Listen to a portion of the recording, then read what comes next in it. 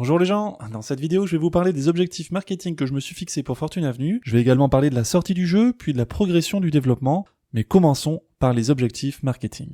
Dans une vidéo précédente, je vous ai parlé des objectifs mensuels de wishlist. Je m'étais fixé deux objectifs pour le mois d'août, un optimiste de 1000 wishlists et un pessimiste de 900 wishlists. Au 15 août dernier, Fortune Avenue avait atteint 825 wishlists à peine.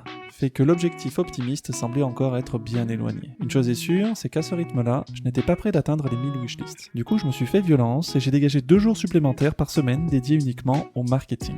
Pour vous donner une idée de ce que ça signifie, le lundi après-midi, je me consacre au marketing en inscrivant Fortune Avenue à tous les événements liés aux jeux vidéo qui pourraient toucher le public cible du jeu. Et une fois que c'est fait, je m'arrête pas là évidemment, je prépare des vidéos à l'avance.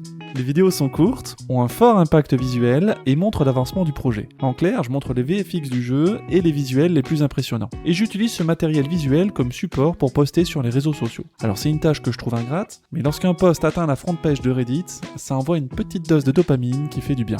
Après les posts sur les réseaux sociaux, je m'occupe de la rédaction du devlog, puis le tournage et le montage se font le jeudi et le samedi après-midi. La dernière demi-journée est consacrée quant à elle à la gestion des playtests qui devrait se terminer d'ici la fin de cette semaine. Grâce à ces changements, le nombre de wishlists a fait un bond. Et après quelques posts Reddit, une poignée de tweets ainsi que quelques reels d'Instagram, l'objectif de 900 wishlists a été atteint de justesse dans la journée du 31 août avec un total de 902 wishlists. Et puisqu'on parle de marketing, je dois vous parler de deux choses importantes vis-à-vis de la sortie de Fortune Avenue. La première, qui marque une étape importante dans le développement du jeu, c'est la validation du jeu par Steam. Alors, c'est pas encore validé par Steam, le build est toujours en cours de validation, mais cela devrait arriver d'ici quelques jours, j'ai confiance pour que ça arrive avant la fin de la semaine.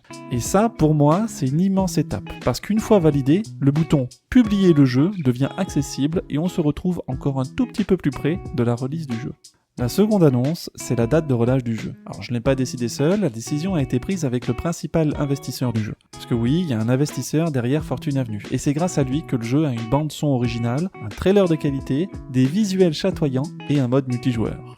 Pour en revenir au sujet qui était la date de relâche de Fortune Avenue, le jeu devait être publié durant le mois de février 2025. Mais Sid Meier's en a décidé autrement en annonçant la sortie de Civilization 7 pour le mois de février 2025. Bien sûr, du coup nous sommes allés regarder le calendrier des releases des jeux AAA pour 2025 afin d'essayer de trouver un endroit où il n'y a pas de trop gros jeux qui sortent et on s'est aperçu que le mois d'avril semblait être un bon candidat. Après avoir discuté de nos disponibilités, la date a été arrêtée, le lundi 7 avril 2025, Fortune Avenue sera publié au tarif de 2,99€ sur Steam. Au moment où je tourne cette vidéo, nous sommes à 7 mois de la publication du jeu. La bonne nouvelle, c'est que ça me donne plus de temps pour polish Fortune Avenue.